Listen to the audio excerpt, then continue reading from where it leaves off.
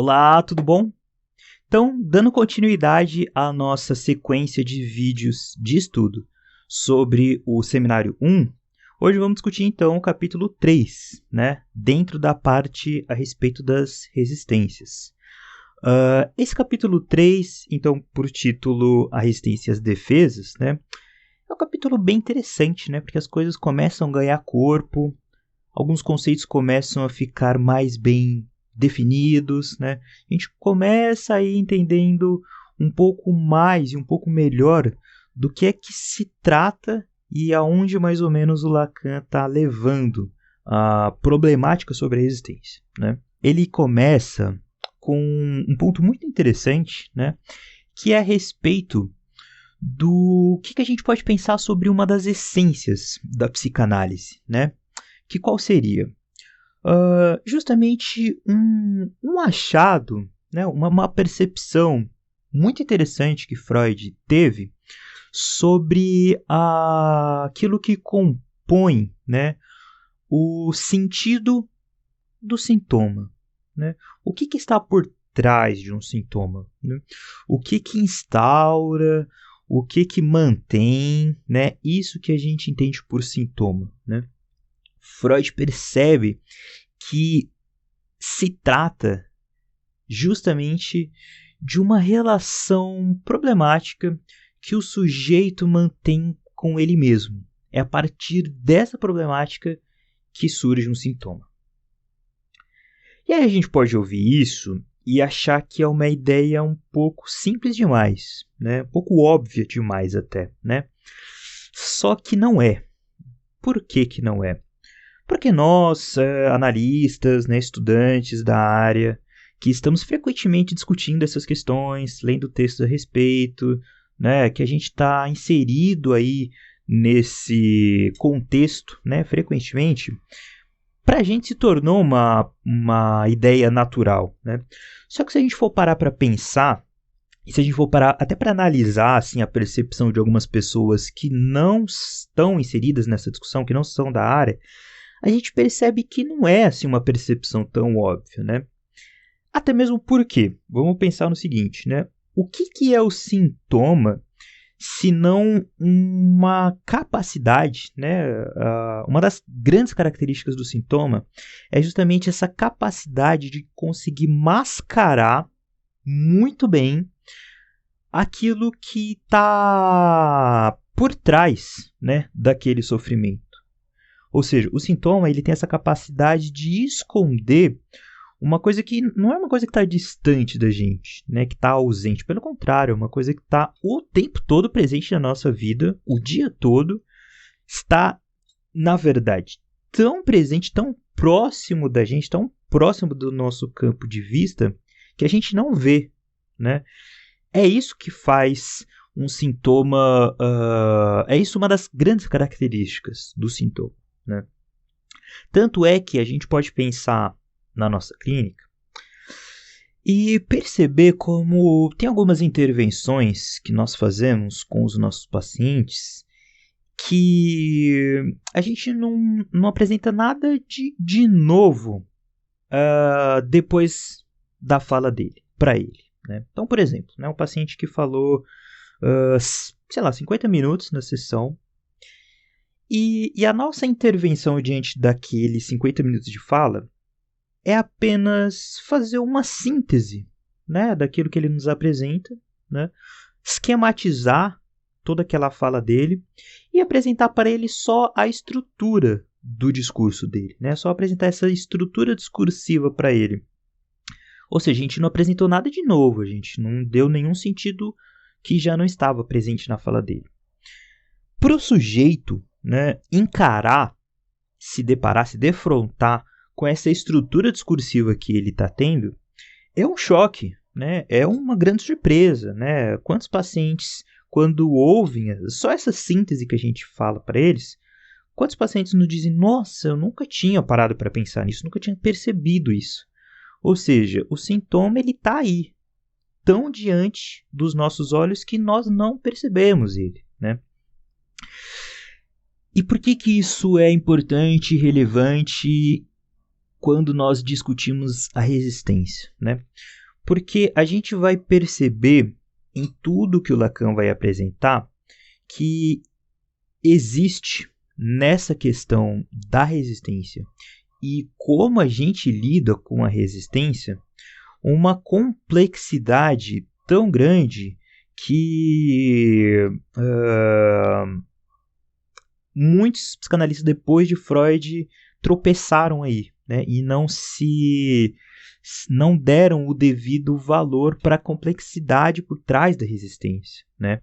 Ou seja, né, afinal de contas, por que é que uma pessoa não se dá conta de uma coisa que aparentemente está tão próximo dela, né? É algo que a gente precisa dar a devida atenção, porque não é algo assim tão simples, né? Não é algo assim tão óbvio, né?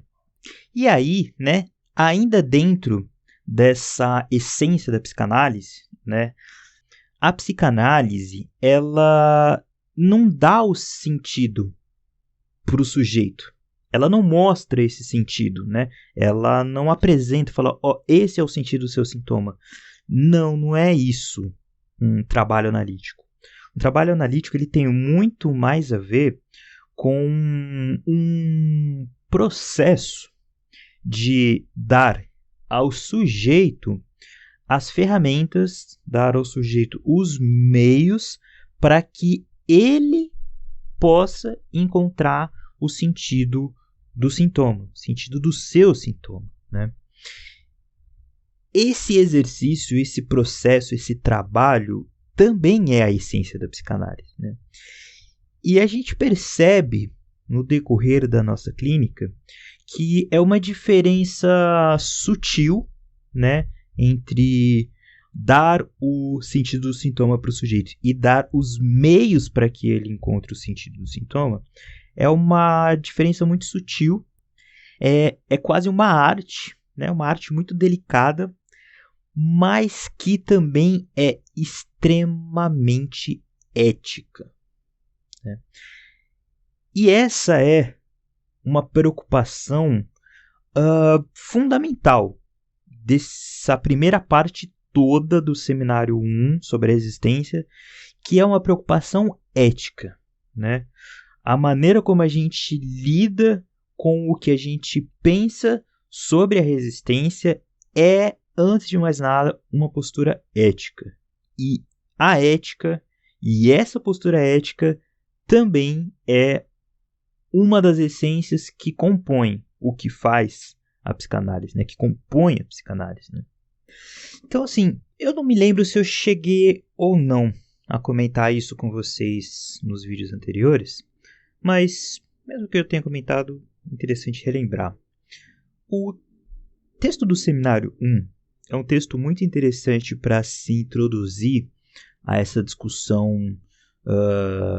da psicanálise lacaniana, não apenas por ser o primeiro seminário, né? Lógico, não desconsiderando as outras duas tentativas de seminário, né?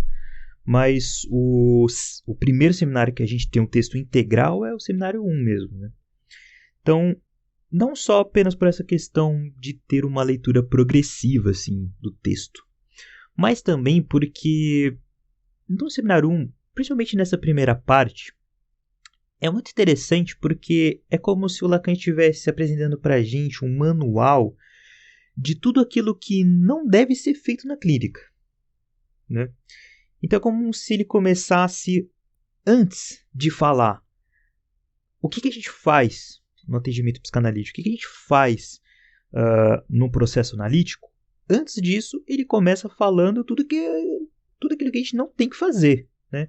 Quais erros não devem ser cometidos antes da gente pensar como é o processo que deve ser feito. E aí entra a resistência, né? Porque um desses grandes erros que são cometidos no processo analítico tem a ver justamente com a forma como o analista encara o que é a resistência do paciente, né?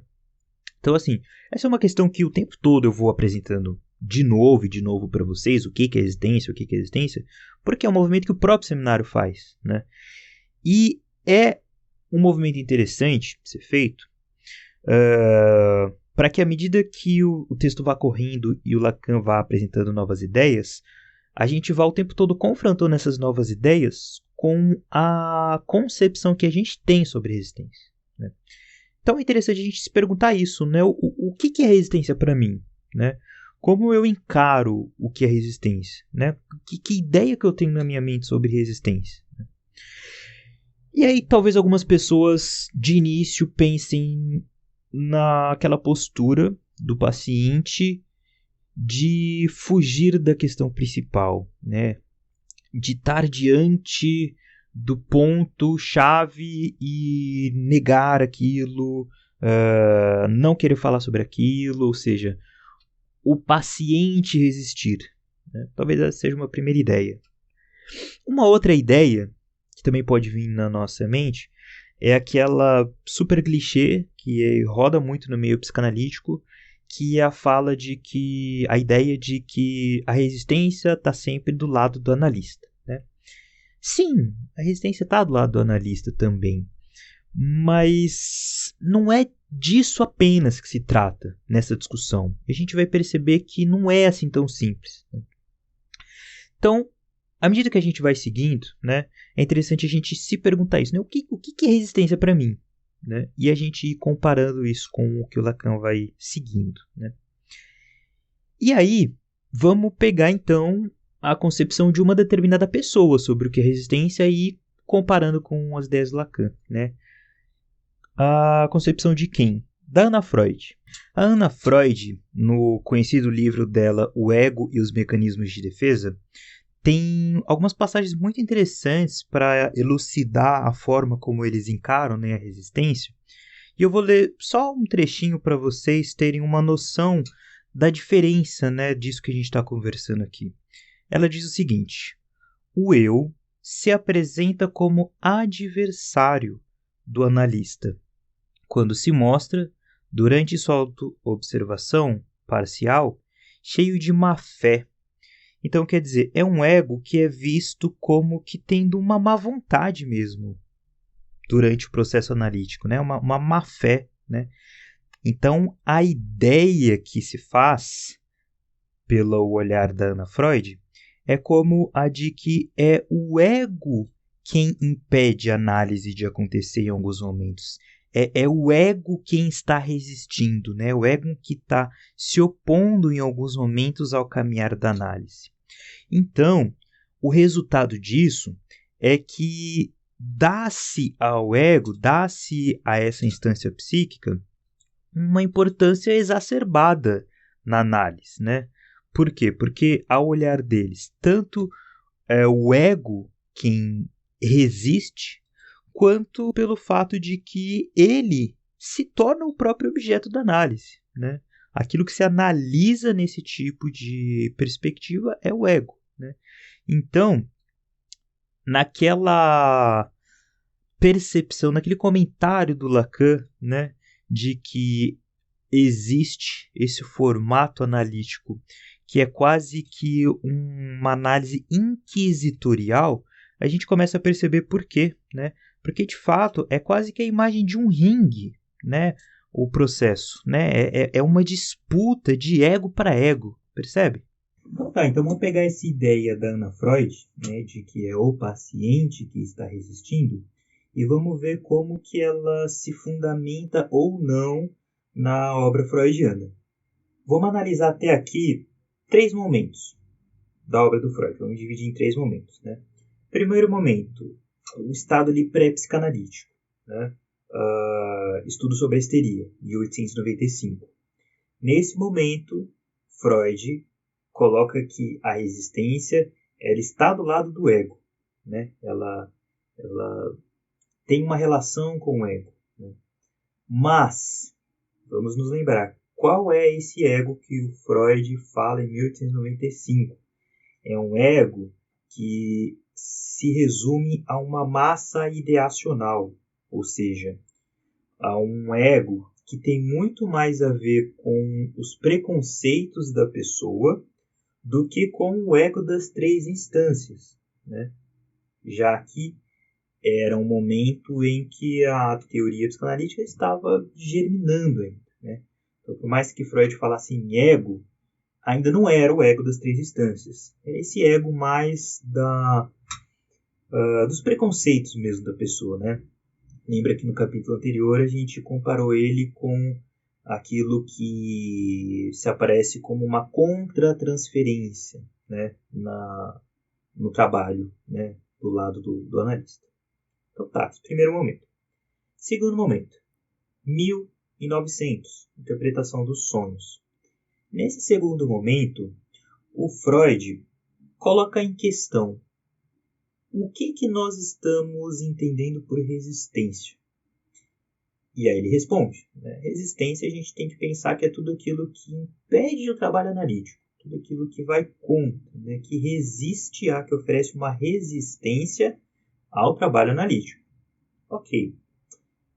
E aí ele coloca meio que uma sub-pergunta dentro dessa, né? E se o paciente que está em análise perde um parente querido, né? Um parente morre? Isso ia mexer com a análise, né? Isso ia abalar um pouco o caminhar da análise. Uma situação como essa, a gente pode chamar isso de resistência, será? Olha que interessante. O que o Freud coloca em questão do que pode ser resistência não é uma coisa que vem do paciente, é uma coisa que vem de fora, uma coisa que independe do paciente totalmente, né? Uma contingência externa. Mas Freud coloca em questão, já que isso pode se apresentar como uma resistência ao trabalho, a gente pode considerar isso como uma resistência? Freud coloca em questão. Terceiro momento. 1915, no texto A Repressão, com a tradução da Companhia das Letras, porque a Imago traduziu como O Recalque. Nesse texto, Freud apresenta a ideia de que a resistência ela aparece, ela se apresenta no consciente, né? Ela está presente na consciência, ela se manifesta na consciência. Mas aquilo que a constitui, aquilo que a compõe, tem a ver com a distância que o discurso do paciente está daquilo que foi recalcado. Ou seja, é essa distância, né, entre o discurso que está sendo proferido ali do núcleo patógeno. Quanto maior essa distância, menor a resistência. Quanto mais próximo do núcleo patógeno, mais resistência se encontra ali. Ou seja, né, nesse terceiro ponto, nesse terceiro momento, a resistência ela está assim na consciência, ela se apresenta assim na consciência. Só que ela não é uma propriedade do eu. Não é porque ela está na consciência que ela é uma propriedade do ego. Não. Ela se apresenta na consciência, só que ela é uma propriedade do discurso, né? Lembra que a gente falou isso nos capítulos anteriores. Ou seja, até aqui, até 1915, não existe nada na obra do Freud que sustente essa ideia de que a resistência ela está presente no ego do paciente, como se fosse o paciente que intencionalmente, conscientemente e por uma má vontade, né, por uma má fé, resiste ao trabalho analítico. Até aqui não há nada na obra de Freud que sustente isso. Então, se até aqui não tem nada que sustente essa ideia, e desse ponto em diante? Né? Lembrem que nos capítulos anteriores a gente também falou um pouco disso, né? Que tem uma parte, um momento, né, do percurso freudiano que as coisas mudam muito. Né? Que momento que é esse? Ali na década de 20, né? Em textos como Psicologia das Massas e Análise do Eu, de 1921, O Eu e o Id, de 23, A Negação, né, de 25. Né? Nessa época, né, nesse trajeto, nesse momento do percurso, da obra do Freud, essa questão da resistência ela se torna mais complexa. Assim, né? O Freud ele adiciona aí mais elementos, né, que tornam essa discussão mais complicada. Né? Ela ganha aí uma nova dinâmica, né? Essa estrutura se amplia e nessa nova estrutura Lacan vai discutir mais para frente, né? Mas até aqui então não tem nada que sustente essa ideia. Então isso é o que nós temos até esse ponto na teoria do Freud a respeito da resistência, né? Mas o que fizeram com a teoria do Freud a partir dessas ideias dele, né? Vamos pensar o seguinte, né? A partir disso que a gente discutiu, a gente encontra, né, nesses 3 momentos da teoria do Freud, pontos em que ele fala sobre a necessidade de se enfraquecer, na medida do possível, as existências, né, para que seja possível o caminhar do processo analítico, né? Ok. Os psicanalistas anglo-saxões pegaram essa ideia e interpretaram dessa ideia o pensamento de que é necessário, então, combater a resistência do paciente para que seja possível que ele permita vir à tona ou trazer à tona os conteúdos reprimidos, né?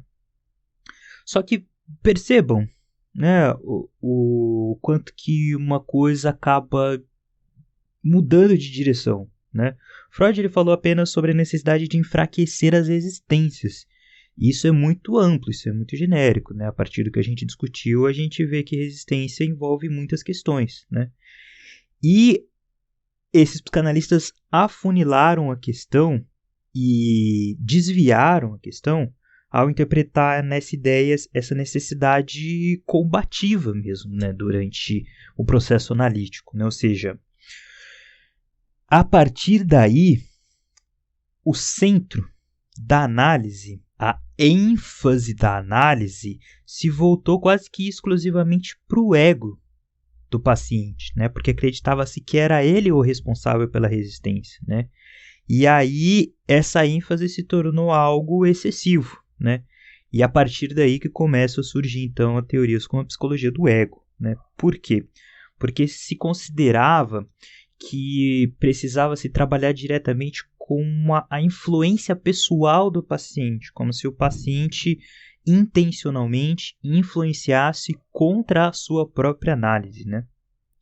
E aí eu não sei se vocês se lembram, mas nos vídeos anteriores a gente deixou uma questão no ar, né, que interrogava justamente sobre quais poderiam ser os limites de uma análise que se restringia única e exclusivamente ao campo imaginário, né, ao registro imaginário, né? E agora a gente já percebe uma das respostas para essa questão, né? Ou seja, esse tipo de análise, né, ele parte do pressuposto de que todo o processo analítico invariavelmente e inevitavelmente vai cair uma hora ou outra nesse ringue, né, nessa imagem de um ringue, nessa imagem de uma disputa entre o ego do paciente e o ego do analista, né? E aí vamos comparar o que a gente falou no início com essa outra concepção sobre análise, sobre resistência, né? No início a gente falou sobre a importância ética, sobre essa arte sutil que é a psicanálise, de não entregar o sentido do sintoma direto para o paciente, mas dar a ele ferramentas para que ele, por conta própria, descubra, né, esse sentido. E como isso se trata de uma preocupação ética, né? Percebam como isso se contrasta, né, se opõe radicalmente a esse outro formato de análise em que você constantemente trabalha forçando a resistência do sujeito, né, nessa disputa, né? Percebam aí essa distância, né, esse afastamento do que seria a essência da psicanálise, né? E aí, assim, para a gente entender ainda melhor, né, essa diferença entre esse tipo de análise que se fundamenta exclusivamente no registro imaginário, né, para esse outro tipo de análise que o Lacan está propondo, né, que tende a superar os limites desse outro tipo de análise, para a gente entender, então, né, essa diferença, esse contraste, essa oposição, vamos analisar o caso que o próprio Lacan exemplifica, né, usa para elucidar, que é o caso da Anne Reich, né? E nesse caso acontece o seguinte, né, o paciente, né, em questão, ele tinha acabado de perder a mãe, né? E logo depois que ele perde a mãe, logo em seguida, né, desse evento trágico, ele vai fazer uma palestra na rádio sobre um tema específico, né? E aí depois dessa palestra, ele vai para a análise dele. Né? Na palestra dele, ele se sai super bem, né? Ele fala muito bem, ele consegue explanar muito bem todo o tema que ele tinha que explanar, mesmo tendo acabado de perder a mãe, né? Só que, se na palestra dele ele se sai super bem, ele está muito lúcido, né? Por outro lado, na análise, né, no dia seguinte, quando ele vai para a análise, ele está num estado assim, extremamente confuso, né, desorientado até. E aí, Anne Reich, né, analista dele, olha para ele e interpreta essa confusão dele. Né? Anne Reich fala: você está assim, confuso, porque você acha que eu estou com inveja por você ter feito uma palestra que eu gostaria de ter feito, né? Então, a palestra que o paciente faz era uma palestra que Anne Reich gostaria de ter feito, nem interessa ela. E Anne Reich faz essa interpretação, né? Você está confuso por causa disso, né? Vamos analisar um pouco essa intervenção e vamos entender por que essa intervenção é uma intervenção exclusivamente pautada no registro imaginário, né? Para esse significante confusão, Anne Reich dá um significado, né? Ou seja, o significante confusão tem o significado de que se trata de uma certa apreensão do paciente por causa da inveja do analista. Ou seja, vamos entender a questão aí, né? Quando a gente parte dessa ideia assim, de que um determinado significado cola muito bem com um significante, né?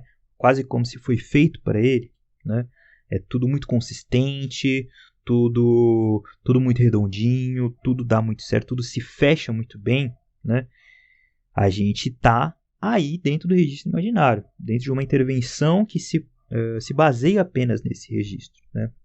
Mas tem um outro exemplo assim, que faz a gente entender melhor, né, o que se trata esse tipo de análise, né, que está restrito aí a um registro imaginário, que são aqueles tipos de caso em que a gente, né, enquanto analista, acaba se deparando com um paciente que pode apresentar sim, uma queixa, uma questão, um sintoma que seja muito parecido com uma queixa, uma questão, um sintoma nosso, né? E aí, qual que é o risco, né, que pode acontecer aí? Do analista se identificar com esse sintoma, né, do paciente dele. E aí, a partir disso, ele achar que ele sabe o que significa aquele sintoma que o paciente tem, né? Só que assim, vamos imaginar um pouco nessa situação. Se eu, analista, acredito que eu sei o que o paciente tem, é porque eu acredito que se trata da mesma coisa, né? É o mesmo significado, é a mesma questão, é a mesma resposta, né? Ou seja, eu estou aí me pautando em uma relação de espelhamento, né? Percebem o registro imaginário acontecendo, né? Então, eu estou nessa dinâmica acreditando que eu sei o que o paciente tem. Só que para uma análise acontecer, eu não posso saber o que o paciente tem, né? Se eu parto do princípio que eu sei o que o meu paciente tem, a análise acabou. Não tem mais análise, não tem porque eu continuar seguindo a análise, porque eu dou uma resposta para a pergunta, né? Se a gente for parar para pensar, só há análise enquanto eu, analista, não sei e continuo não sabendo e sustentando este não saber, né? Porque a figura do analista, esse lugar do analista só é possível enquanto eu me mantenho nesse lugar de não saber, e é esse lugar de não saber que permite colocar em movimento, em questão, em circulação as questões ali que o paciente apresenta, né? Então a gente percebe que assim, a gente não está falando aqui, né, e o Lacan ele não está falando aqui de uma situação em que o analista ele tenta ter uma postura como se ele não tivesse um ego, né, como se ele não tivesse um eu, que em alguns momentos se identificasse com o paciente dele, como se ele não tivesse um ego que tivesse preconceitos, que tivesse questões pessoais que entrassem nesse campo da análise. Não é disso que se trata, né? Não se trata enquanto se tenta ser um analista, enquanto está no lugar de analista, tentar ser um robô. Não é essa a questão. O ponto é que essas questões imaginárias, né, essa questão de identificação, essa questão de espelhamento, essa questão contra-transferencial que a gente falou no vídeo anterior, né, isso tudo existe, né, é inegável que existe, e a gente parte do pressuposto de que isso existe. A questão é que a gente não fundamenta a verdade do sujeito nisso. Esse que é o ponto, né?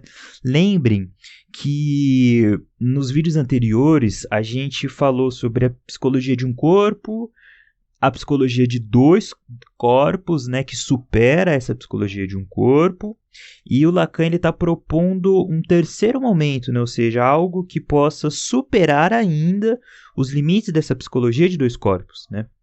Então agora a gente entende melhor do que se trata essa psicologia de dois corpos, né? Essa psicologia que parte dessa pressuposição de que é um trabalho analítico entre dois egos, né? Em que os dois egos estão nivelados, né? Estão no mesmo nível, né? E que a verdade que vai surgindo na análise se baseia nessa relação, né? Intersubjetiva, né? De ego para ego. Então é isso que o Lacan está problematizando e colocando como uma análise limitada, essa que parte dessa intervenção pautada apenas no registro imaginário. Então assim, vamos parar para pensar em uma problemática que esse tipo de intervenção sempre vai acabar se deparando, né? Porque assim, essa intervenção de ego para ego, ela fundamenta então a verdade do paciente nessa identificação do eu com o outro, né? Como assim, né? Porque o analista ele identifica no seu eu aquilo que também se faz presente no ego do paciente, né? Então, assim, nessa perspectiva psicanalítica, o foco de análise é o ego do paciente. Mas qual que é o problema aí? O ego não é uma instância incondicionada, né? Imutável, constante, né? Pelo contrário, o ego é extremamente relativo, ou seja, relativo ao outro, né? Por quê? Porque o ego, o eu, né? Ele só se faz a partir de um outro. Não existe um eu sem um outro. E aí a gente se dá conta também de que a verdade desse paciente, fundamentada nesse tipo de análise, é uma verdade que é sempre consistente, extremamente consistente, irrefutável, sem furos, sem espaço para movimentação, né? E também uma verdade que, por estar contida nesse registro imaginário, é uma verdade que está circulando sempre para o mesmo ponto, é uma repetição constante da mesma questão. Então, assim, isso tudo compõe uma análise do ego, né? Uma análise do eu. Isso não é uma análise do discurso, muito menos uma análise do sujeito, percebe? Então, assim, já que nós estamos no capítulo 1, no capítulo 2 e agora também no capítulo 3, sempre trazendo de novo para a discussão qual que é a essência da análise, né? Qual é a essência do achado de Freud, né? Lembrem-se que um outro ponto que a gente também comentou nos vídeos anteriores é que uma dessas essências do trabalho analítico deve ser justamente a restituição da história do sujeito, né? E aí, assim, a gente vai entender agora melhor do que é que se trata isso, porque não é algo assim tão simples, tão óbvio, né? Tão dedutível assim. Mas, antes da gente se aprofundar nessa questão, a gente percebe que esse outro tipo de análise, né, que o Lacan está criticando, inevitavelmente vai se afastar dessa essência analítica no tocante à restituição da história do sujeito. Por quê? Porque para sustentar esse tipo de análise que foca no ego do paciente, a gente precisa que toda a intenção do paciente seja interpretada no aqui e no agora, né? A partir das contingências que são mensuráveis e observáveis no aqui e no agora, né? Em contrapartida, a análise que Lacan está propondo, né, que segundo ele Freud já apontava isso, é uma análise que fundamenta essa interpretação, né, da intenção de um sujeito a partir da história desse sujeito. Então, como a gente já havia discutido nos vídeos anteriores, um dos pontos centrais para a gente compreender essa primeira parte sobre a resistência é entender o que significa de fato a questão sobre a restituição da história do sujeito, né? Só que assim, ao mesmo tempo que essa problemática ela é fundamental, ela é essencial, ela amarra vários pontos sobre essa primeira parte, por outro lado, ela também não é assim, algo tão intuitivo, né? Não é tão óbvio. Não se trata apenas de fazer o paciente lembrar do passado dele. Restituição da história do sujeito é algo muito mais complexo, que a gente vai discutir aqui agora. Então, assim, a gente acabou de falar sobre o percurso, né, da obra do Freud. E a gente falou sobre alguns desses momentos, né? E a gente falou sobre, então, o terceiro momento, lá em 1915, no texto A Repressão, se for traduzido pela Companhia das Letras, ou o Recalque, se for traduzido pela Imago, né? Que, nesse texto, o Freud coloca, ele aponta que a resistência, ela aparece, ela se manifesta do lado da consciência, né? Só que dizer que se manifesta do lado da consciência não significa dizer que ela é uma criação do ego, né? Que ela é de responsabilidade do ego. Não é essa a questão. Por quê? Porque por mais que ela se manifeste do lado da consciência, a sua constituição, a sua propriedade, aquilo que a estrutura, aquilo que dá origem para ela, tem a ver com a distância entre o discurso e o núcleo patógeno, ou seja, aquilo que está recalcado. Então, quanto mais próximo o discurso está desse núcleo, maior a resistência, certo? E o que é, então, que está recalcado? O passado, Só que assim, por que pensar na questão do passado não é algo tão simples, não se trata só de fazer o paciente lembrar do que aconteceu? Porque assim, quando a gente pensa no passado, quando a gente pensa nessa restituição desse passado, a gente se depara com uma série de dificuldades, de problemáticas, de definições, de conceitos que tornam essa questão muito ambígua, né? Por quê? Porque o que a gente está considerando por um passado que interessa para análise, né? O que a gente está considerando como um passado verdadeiro, vamos colocar assim, né? O paciente que tem uma determinada lembrança do que aconteceu, aquilo é tomado como verídico ou não? Lembrem que a gente, nos vídeos anteriores, deu aquele exemplo do paciente que tem a lembrança de que ele sempre apanhava nas festas de aniversário dele, e aí a gente, por um acaso, tem acesso aos vídeos dessa festa e viu que nunca aconteceu essas palmadas, né? Ele nunca apanhou. Então, assim, qual que é a problemática em jogo, né? Uma lembrança, ela é verdadeira ou ela não é verdadeira, né? Uma lembrança que o paciente tem, será que ela é parte verdadeira e ela é parte inventada, parte está distorcida, né? Ou um sonho que o paciente teve, o paciente tomou esse sonho como algo que é verdade, que aconteceu mesmo, mas que nunca aconteceu. Ou seja, o que a gente toma como uma lembrança verdadeira, que teve um acontecimento factual, né? Então, quando a gente fala em passado, a gente se depara com uma série de problemas de definição do que é passado, da natureza desse passado, da função que esse passado tem hoje na vida do paciente, né? Então, de novo, lembrando aquele exemplo que a gente deu nos vídeos do aniversário do paciente, a gente passou por esse ponto de que o que importa, então, em uma análise é o quê? É a verdade subjetiva do sujeito.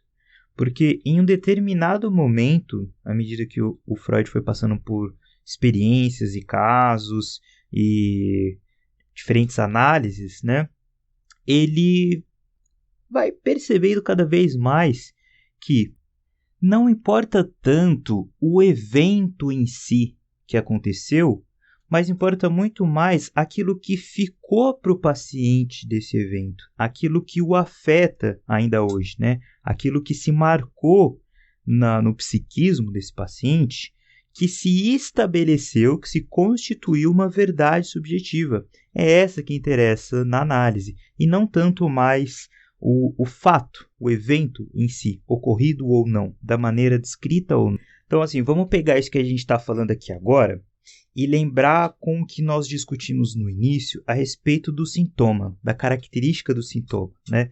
Lembrem-se que o sintoma tem, então, esse caráter de se apresentar para o paciente, para a pessoa, como algo desprovido de sentido. A pessoa não consegue entender aquilo, não faz nexo para ela, né? Ela não entende a razão, o porquê daquilo está acontecendo. Ela não consegue falar, explicar o seu sintoma. Ou seja, o sintoma, ele não tem uma narrativa. O paciente não consegue atribuir uma narrativa para aquele sintoma. Então, a gente volta para a questão da essência da análise, que é, colocando agora em outras palavras, a possibilidade do sujeito de atribuir uma narrativa para aquele sintoma.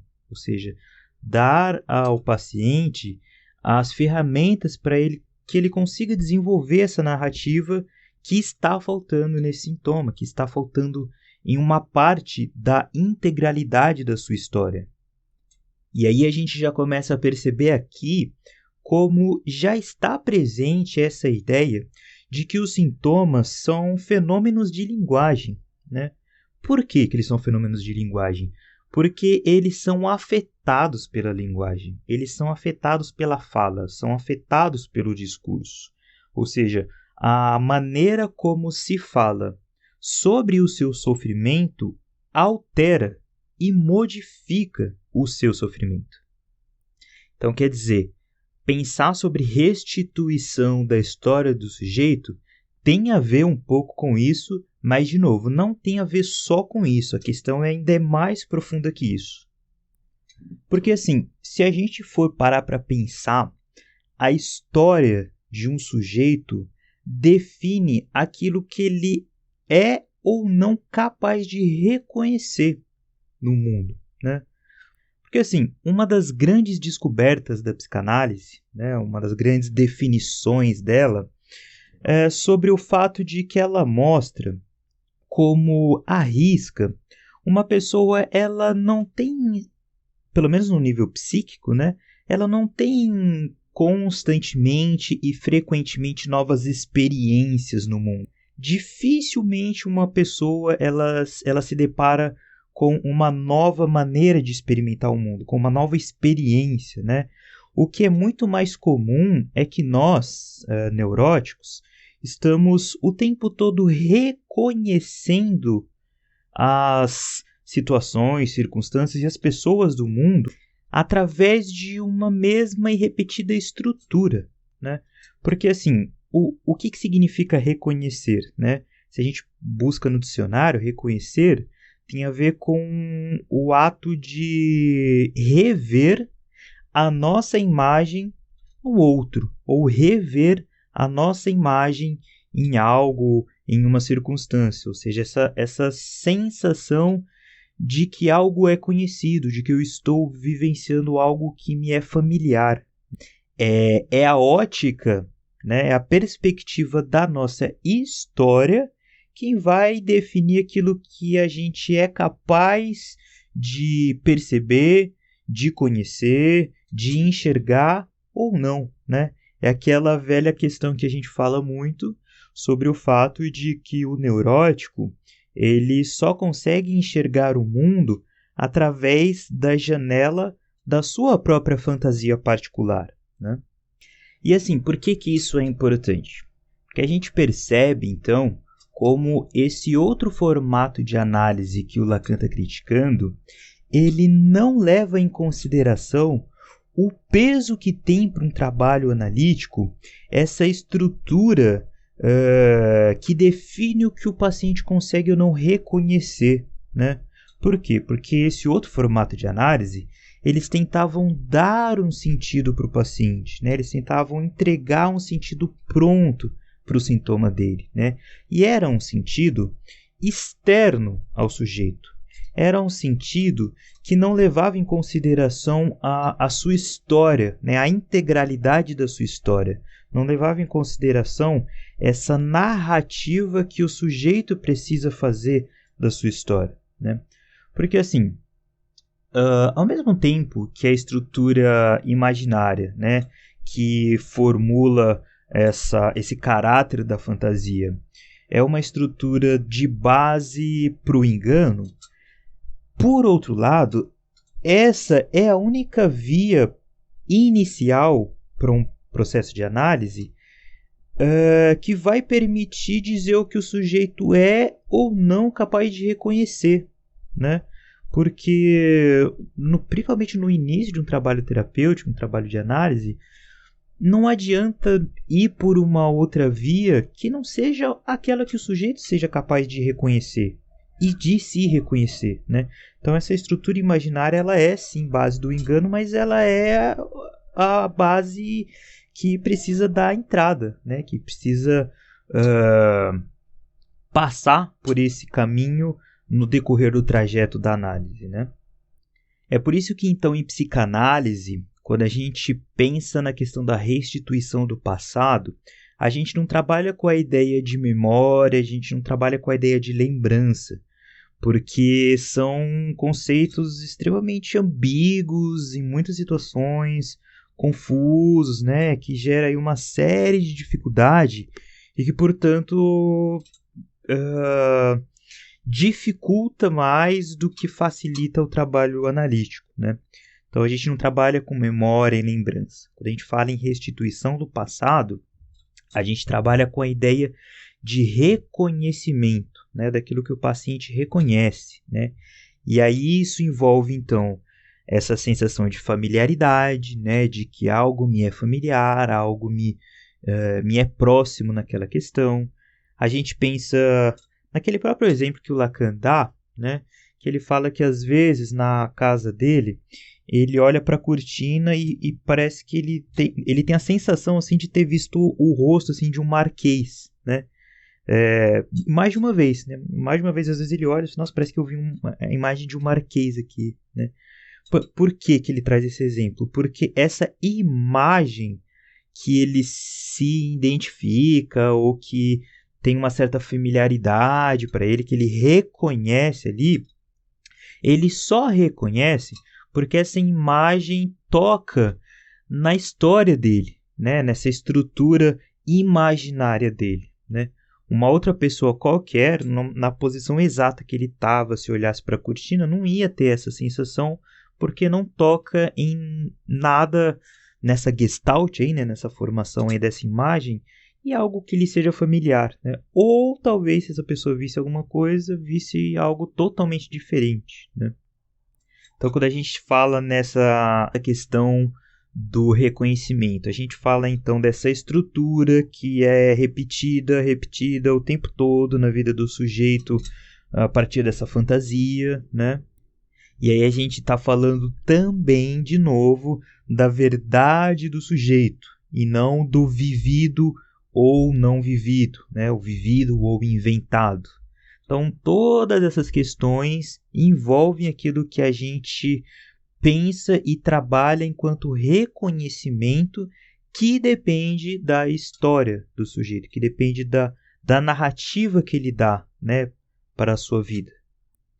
Então, assim, uma das coisas que o Lacan está ressaltando aqui é que isso já estava presente na obra de Freud, né, que isso foi ignorado, né, essa grande sacada que o Freud teve de ir aos poucos, né, na sua obra, dando ao evento ocorrido no passado não tanto um caráter factual ou não, mas e sim a significação que esse evento no passado tem hoje para o presente, né?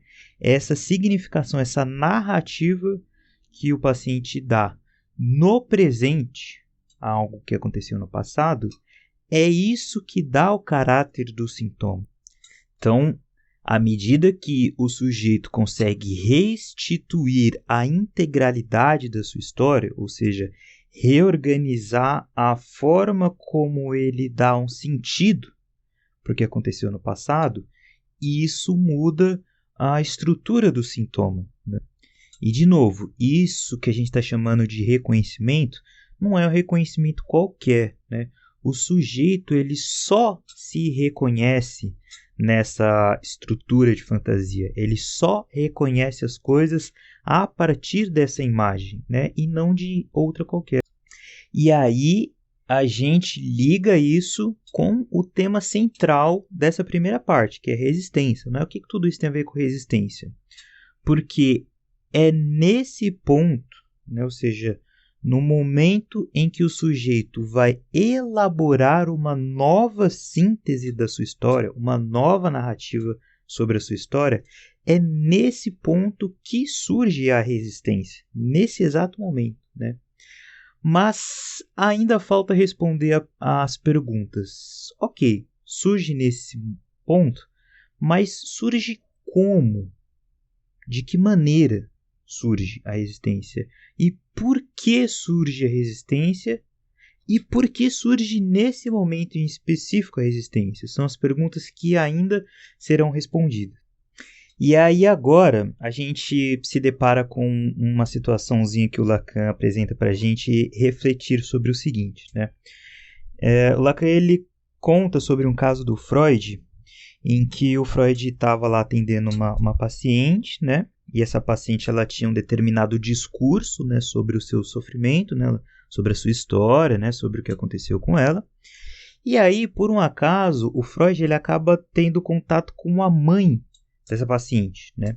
E aí a mãe dessa paciente ela conta uma história do que teria acontecido de fato com a paciente dele, né, com essa moça. E aí o que Freud faz? Ele pega essa história, né, que foi o que aconteceu com ela, e conta para ela, né? Fala, foi isso que aconteceu com você. E aí, quando a paciente ouve isso, ela começa de novo a voltar a ter muitos sintomas, né? O sintoma dela volta muito à tona e volta a se repetir muito, né? Diante dessa situação, o Lacan ele questiona a gente. Isso, né, que acontece com a paciente, o fato dela estar apresentando com mais vivacidade esse sintoma. Isso seria um exemplo de resistência? Né? A paciente estaria resistindo aí nesse momento? Então, daí a gente pode pensar o seguinte, né? Esse é mais um caso, então, em que um paciente está ouvindo do seu analista aquilo que seria sua verdade, né? O analista está dizendo para ele qual que é a sua verdade, uma verdade que vem de fora do sujeito, né? Mas vamos de novo nos lembrar daquela pergunta, né? O que é resistência, né? E Freud, já desde o comecinho, ele coloca: resistência é tudo aquilo que se opõe ao trabalho analítico, tudo aquilo que resiste, né? Que impede, que trava o quê? O trabalho de análise, né? Só que, se o sujeito não está elaborando por si mesmo a sua verdade, se o sujeito não está restituindo por si mesmo a sua verdade, não está acontecendo uma análise aí, né? Então, a gente volta à pergunta. Nessa situação, o que está acontecendo é uma resistência? E a gente pode responder da seguinte forma, né? Se está acontecendo uma resistência, nesse caso, ela está do lado do analista. Porque é o analista que está impedindo o trabalho de análise de acontecer, né? Lembrem, tudo aquilo que impede o trabalho analítico. Pode ser alguma coisa que vem de fora, pode ser qualquer tipo de oposição a esse trabalho. E nesse caso, essa oposição não está vindo do lado do paciente, está vindo do lado da postura do analista de não permitir esse campo do sujeito se analisar, do sujeito construir a sua verdade. Então, assim, de novo a gente se depara então com uma questão central na discussão, né? Que é, afinal de contas, o que a gente busca em uma análise? Né? O que a gente espera que aconteça em uma análise? Né? O que a gente espera do paciente? Se a gente for parar para pensar, a gente pode dizer que, de certa forma, a gente espera que o sujeito seja capaz de formular um certo tipo de discurso, né? Então, existe um discurso que interessa na análise, né? Mas que discurso que é esse que é interessante para análise, que precisa acontecer numa análise? Então, assim, para isso, vamos voltar de novo àquela questão sobre o núcleo patógeno, né? E aí, só abrindo um parênteses aqui, né? Vocês vão percebendo que aqui nos vídeos, né, e na própria leitura do seminário, é uma leitura em que, logo de início, o Lacan ele já coloca qual que é a questão principal, né? Só que de maneira um tanto vaga, um tanto rasa, né? E aí, à medida que o texto vai correndo, ele vai dando camadas para essa questão, né? Diferente de Freud. Freud, se a gente for ver, ele inicia uma questão e conclui. Depois vai para outra questão e conclui. Vai para outra questão e conclui. Lacan não. Lacan, você precisa perceber que ele está o tempo todo falando sobre o mesmo ponto e de novo parece que ele volta no mesmo ponto, só que à medida que ele volta no mesmo ponto, ele volta dando uma circunferência mais ampla, né? Dando uma camada mais ampla, né? Então, a gente precisa se atentar a isso para perceber que ele continua falando do mesmo ponto, porque às vezes isso é perceptível e pode parecer até que é repetitivo, e às vezes a gente não se dá conta de que ele está falando, mas ele está falando da mesma questão, né? Então, voltando, né? Núcleo patógeno, a gente já falou bastante sobre isso, né? O núcleo patógeno, ele repele o discurso, certo? Ele repele um tipo de discurso, né? Qual discurso que ele repele? O discurso histórico, né? Então, assim, à medida que o paciente, né, ele está falando, está tendo um tipo de discurso que está indo em uma certa direção, e aí, num certo ponto, esse discurso ele desvia, né? Ele sofre uma inflexão. O paciente ele não segue na direção do núcleo patógeno e ele sofre essa curva, né, no discurso. Essa curva, esse ponto da curva, é o momento que o discurso apresentou uma resistência tão grande que precisou se desviar. Então, o que a gente precisa pensar e entender sobre o discurso histórico, né?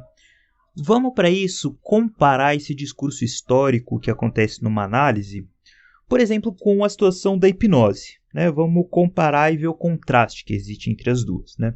Na hipnose, o sujeito ele faz um discurso histórico, né? Ele revive, ele rememora o que aconteceu no evento traumático, né? Durante o transe, né? Só que quando ele acorda, o eu do paciente, o ego do paciente, não se lembra mais daquilo que foi dito, né? Não se lembra mais do discurso, né? Então, ou seja, aqui a gente percebe que sujeito e ego não são a mesma coisa. A gente já havia falado disso, né? E a gente não vai entrar agora em detalhes quais são as diferenças entre os dois, mas a gente percebe que existem diferenças, né? Então, ok. Então, o sujeito no transe rememora isso, né?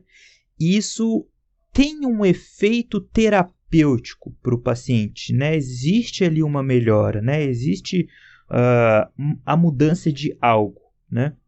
Só que quando o paciente volta do transe, o ego não se lembra daquilo, né?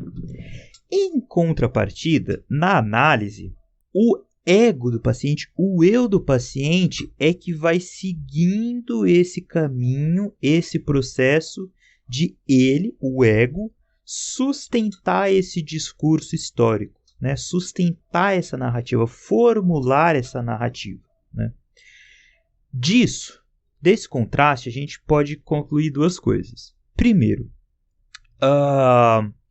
reviver o trauma, reviver o acontecido em si, pode ser terapêutico, pode ser, né, no caso da hipnose, mas não necessariamente vai ser algo analítico, não necessariamente vai ser um processo de análise, né? Essa é a primeira questão. Segunda questão é que um discurso histórico que o eu sustente, que o eu seja capaz de sustentar, isso interessa também para o sujeito. Isso interessa para a integralidade do sujeito. E isso acontece apenas num trabalho de análise, não acontece num trabalho de hipnose. Então, a gente encerra o nosso vídeo, a nossa discussão, com duas questões, né? Duas questões que a gente deixa no ar, né? Primeira, se o que a gente busca em uma análise é esse discurso, ou seja, esse discurso histórico é a centralidade da análise, né, o ponto central da análise, então arrisca, né, como que é esse discurso histórico, né, do que se trata esse discurso histórico. Se a gente for parar para analisar, a gente não elaborou muito bem como que ele se constitui, né? Porque assim, vamos pensar no seguinte, né?